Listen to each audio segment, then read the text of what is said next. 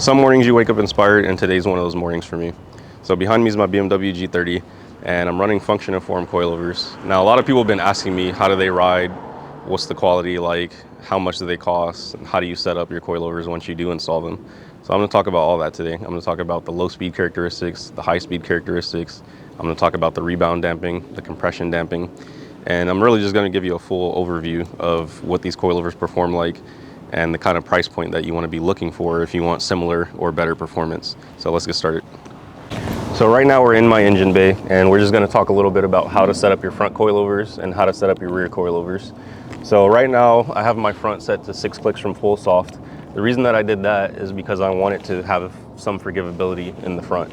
If your front damping is too stiff, when you hit bumps, you're going to get bump steer. You're gonna just get like a crappy ride.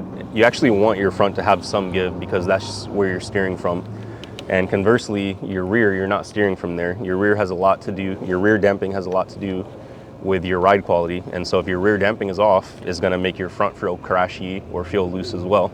So for example, my 24 clicks of adjustment, I have the rear set to 12 clicks from full soft. The reason I did that is because it's on the stiffer side. So basically when I hit a corner and the outside loads up, the rear is not going to roll over itself. It's not going to dip too much. You know, if your suspension's dipping and it's soft and it's going up and down while you're trying to put power down, you're losing time and you're losing speed. So you don't want that. And on the other side, if your suspension is too hard, you're going to get wheel hop.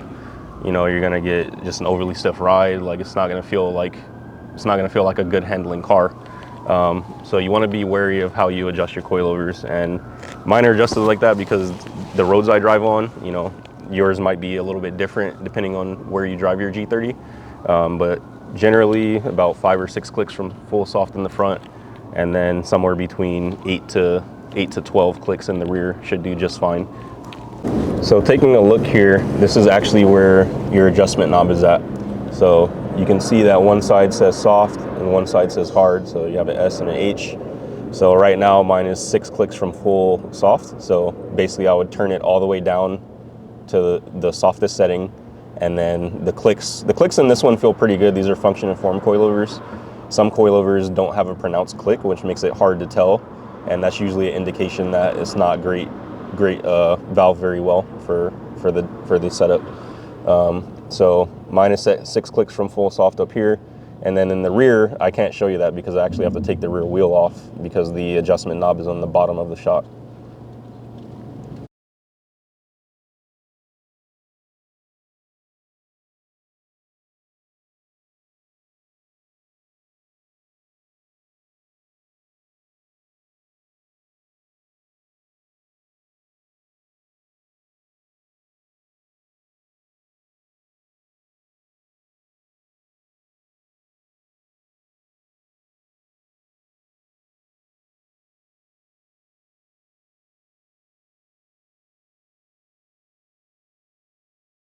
So let's just talk about the initial feelings that you get from the coilovers. So the initial feeling you get is that they're very high quality.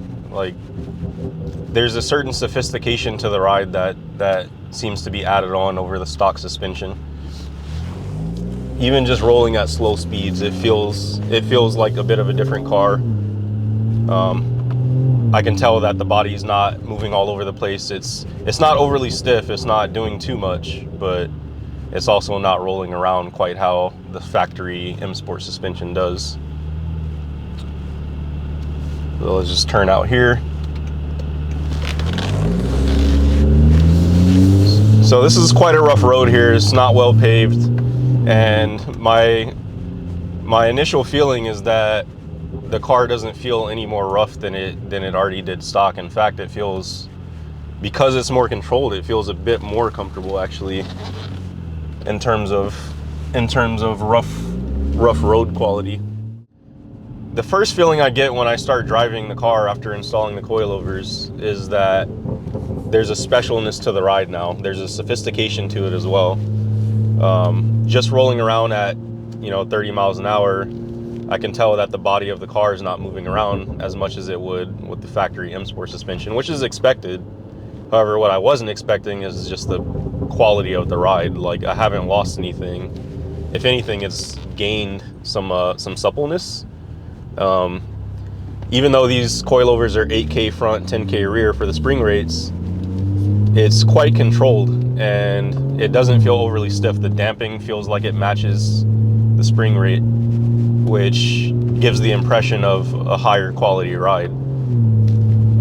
This is really impressive. You know, we're just going along very slow here, but you can tell that the car can move around very well, even though it's quite a heavy car. I think the G30 approaches 3,900 pounds. That's light for a car of this size, but still overall heavy. So yeah, your low speed impressions are very good. Like, I mean, you can tell that something's different about the car. Obviously, it's slammed to the ground, but that doesn't compromise the ride quality, believe it or not. The coilovers that I bought are actually function and form, and they have shortened shock bodies. So what that means is I can basically adjust the height adjustment all the way down without actually losing any shock travel. And that might sound bad, because you might think, well, if your car's so low and you still have a lot of shock travel, wouldn't you be slamming into the ground? No, that's not the case. When your shocks are working in the optimal range, you're not going to bottom out. As long as your shocks are valved properly and your spring rates are proper, you're not going to bottom out. And that's also what bump stops are for. So let's talk damping. How's the damping? So the damping quality feels quite expensive, quite sophisticated on the function and form coilovers that I'm riding on. What I mean by that is when you hit a dip and the suspension compresses, the rebound damping is just on point. Like, it doesn't bounce more than once. It doesn't bounce at all. You really just hit it, the car levels out, and you feel like you can keep going. One thing that I kind of determine off of factory BMW suspension is that when you get on really rough roads, especially something where it's just throwing the car around left and right, BMW factory suspension does not do good at that. It feels like it might be under damped in that case, because what ends up happening is you start to get a numbness through the steering wheel, and it doesn't necessarily feel like you've lost control of the car. However, it feels like the suspension is just not doing that good of a job at absorbing it. In contrast, like, I've driven Mercedes, and certain AMG setups, like for example, I drove the CLA, they don't really have that. Like, the suspension is a different setup, it's a multi-arm setup, and you notice the difference compared to like BMW, for example. And that doesn't necessarily mean BMW is bad. It's just different characteristics, because there's other areas of driving where I feel like the CLA or AMGs lack. So compression damping, let's talk compression damping. So your compression damping is basically how the car feels when you hit a dip and your car goes downward. So that motion should be controlled. You'll know if that motion isn't controlled, like for example, if your shocks are blown, because what'll happen is you'll hit a dip and it'll feel like the car is just really squirrely and like it's just all over the place, because the damping is just not doing its job. So the compression damping in this setup, the function and form setup, is really, really good. I haven't ever bottomed out. I know you guys have seen how low my car is, but it has not bottomed out. The valving is great. The spring rates are great. And I don't necessarily think these spring rates are good for a track setup, but for spirited driving and just having a lot of fun with a car that is able to do things that it shouldn't really be able to do just because it's so dynamic, it just makes for a great ride. It makes for a fun time. So we're sitting at a light right now. So rough and smooth road impressions, how are they? So I'm in LA right now, and basically every road is pretty crap. Every road's pretty rough.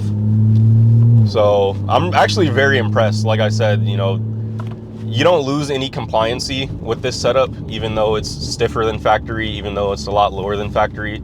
That's the thing that I'm most impressed with these coilovers. You don't lose any compliancy. Like I said, it's just as supple or even more supple than the factory suspension, which is very, very welcome. I thought there would be a lot more compromises with this setup, but at around $2,000, it's really, really good.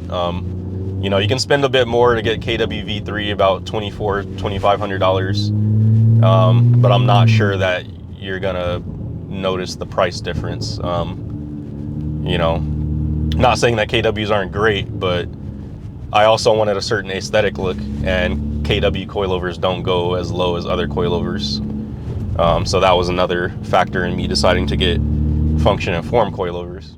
So now let's talk high speed characteristics. So right now I'm pushing the car about highway speed, and you know, that's the weird thing about these coilovers. They're so good that when you get to highway speed, it really doesn't feel like you're at highway speed. It's so composed and so in place, and you feel like you have so much mechanical grip that it just feels like you can do anything with the car at almost any speed.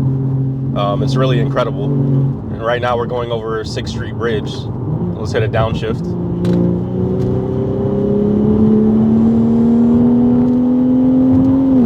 So this is quite a bumpy bridge, and the car just handles it. I mean, these coilovers just are killer. So you hear the downshifts. These coilovers are just great. That's a really bumpy, like undulating type of bridge road, and the car is not upset at all. Like, it just feels like you can just keep going and keep going.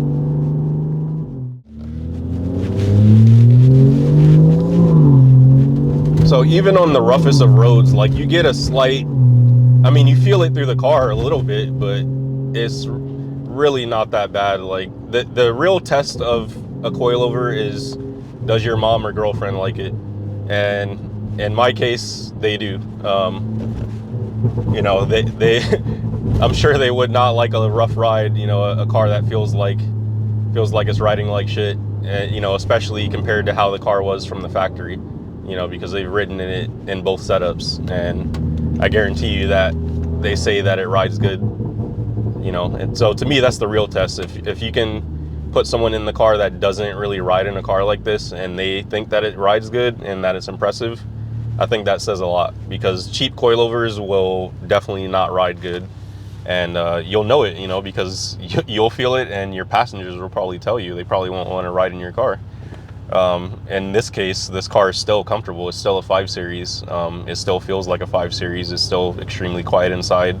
There's a tad bit more road noise, you know, just because of the coilovers and my ride height, but nothing bad at all. Like, it's really negligible. You know, so if you're thinking about buying function and form coilovers, they're absolutely amazing.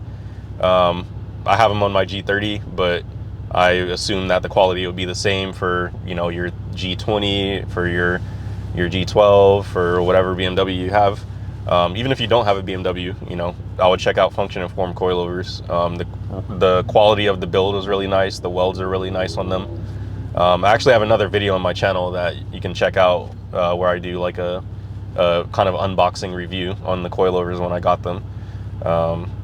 You know, I've only put a couple thousand miles on them so far, so they're still new in my opinion. They're still kind of breaking in, and I really feel like I'm just now getting to that point where they feel like they're really settled in, and like feels like they're where the coilovers are, where they're going to be at as far as ride height. So let's just, wow, listen to that.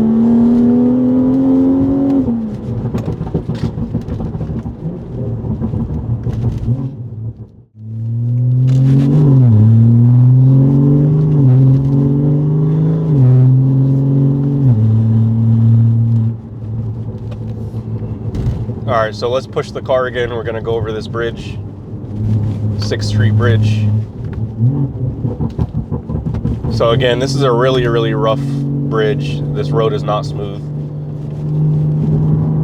and the car is just going right over it.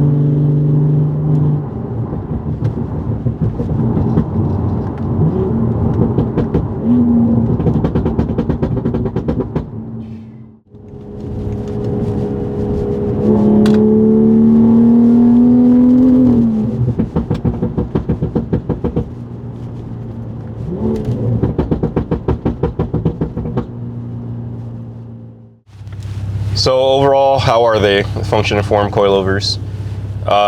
I mean, they're really just amazing. They're great. You know, when you spend about $2 grand to get these coilovers, you're really getting a great package. I mean, I didn't have to play with the spring rates or seating the springs or anything when I got them. They came pretty much set up. Only thing I had to do was choose the damping that I want by adjusting the clicks on top.